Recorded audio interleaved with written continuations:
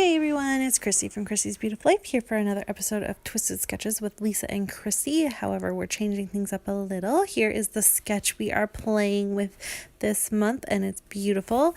But let me explain the little bit of a change we're doing. So we are joining forces with one of my other scrappy besties, who is Crafty Meggy. Her and Traci are doing a series called One Sketch 4 Ways on their channels. And it's kind of similar to what Lisa and I are doing. So we wanted to support each other. That's the whole point of this community, is to love and support what's going on and just join forces. If you've got something that's kind of similar, why not join like this? How fun is it? So now instead of just Lisa and I today, it's all four of us. It's just so much fun. But we're all using the same sketch for the month and I'm very excited. We're keeping our own series. So Lisa and I have our challenge that I'm going to talk about in a minute, and they're going to do what they do with their series, but we're all just going to use the same sketch. So tons of inspiration for you this month based on one sketch. So we hope you enjoy it. I am starting off by using the Craft Market collection, one of my all-time favorite collections in the world. I love it. I find it hard to scrap with because it's cream colored and I never realized I had an issue with it. But when an entire collection is cream, apparently I have a really hard time working with it. But I made it work because I found photos that weren't stark white. And for me, that's the biggest thing, is I have to scrap with something that has a bit of a tinge, like yellow almost tinge to it. And I don't have a ton of photos like that, but I did happen to find one that would work. So it made this layout just fit perfectly and I love it. And then this month was Lisa's turn to pick the challenge and she threw stencils our way. So we have to use stencils on our layout.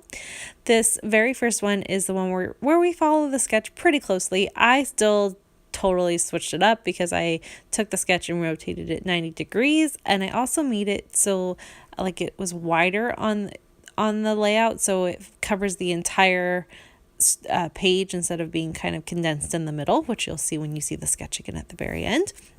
But I had tons of fun playing with this, and I had originally planned to go with a few photos. You saw them right at the beginning of Jackson. He was jumping in a puddle, and I got the whole sequence of him doing it, and I really want to do a layout with it, but I just haven't figured out the right way.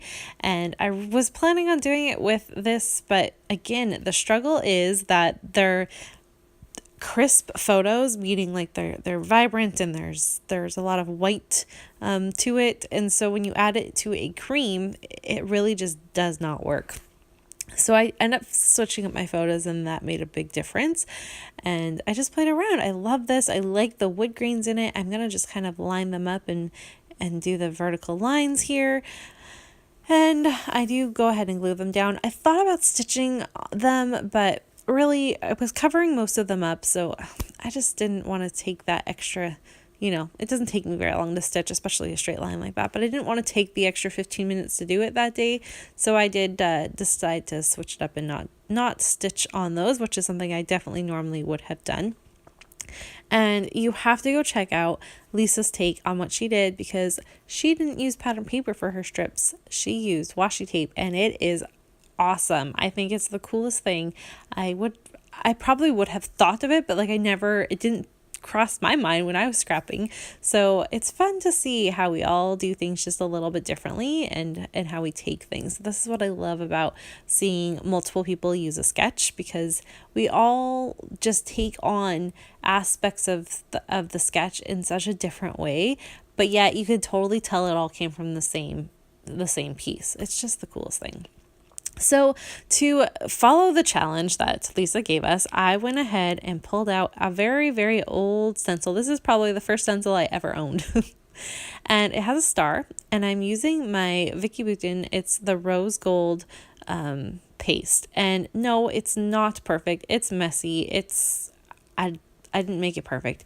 I cleaned it up the best I could, and I am going with it. I knew it wasn't going to be perfect because this is a big old honking stencil that is just you're not going to get it flat down, and you're not going to get a crisp line. I knew that. I'm okay with that. This isn't meant to be perfect. I don't have to scrapbook perfectly. Like, that's not a big issue with me. I don't have to have my lines aren't perfectly straight. I don't measure them with a T ruler or anything like that. I just kind of do what looks good to my eye. If it looks crooked, I fix it. If it doesn't, I let it be. That's just how it works for me. I don't have that type A personality where everything has to be lined up. And I know that people that do have that, it probably drives you crazy when you see something off, and that's why you do it, because you don't like it that way.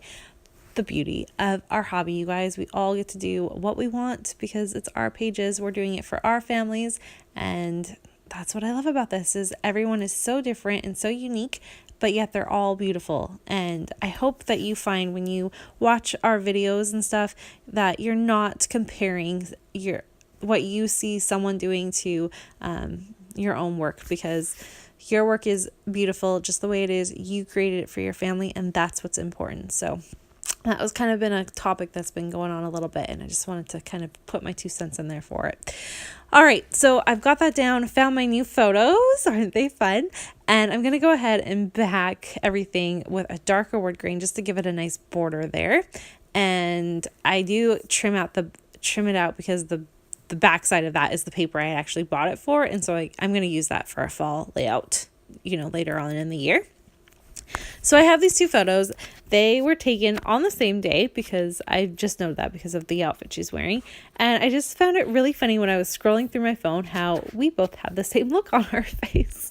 I took a photo. I was watching a scrapbook live, maybe somebody's scrapbook live on YouTube when we kind of went through a little phase with that, right? And I was taking a selfie to post on Instagram about it. And then later on that day, I took a photo of Nora and she was making the exact same face. And I thought it was so funny and so sweet. So I had to document it. And my title is going to be, You Get It From Your Mama.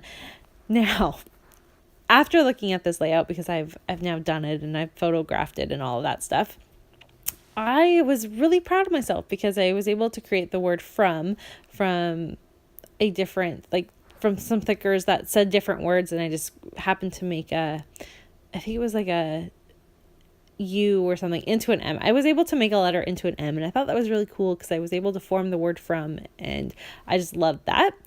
But for some reason, that then made me not think of the fact that when I add the top of my title, which is You Get It, I add the word from to that as well. So my whole title actually ends up reading, You Get It From Your Mama. So I'm going to let it be because the way I put my title is I put the first part up at the top there, and I'm just going to be, so you get it from your mama. So it's like a pause in the title. No one's ever going to notice. Someone's going to point it out to me. I know that. I messed it up. It's glued down, and once you glue something down to your photo, it's not coming up without ruining your photo. I'm just going to go with it. But I do know that I did it, so, whatever. My spelling and that stuff, I've mentioned it multiple times. I suck at it.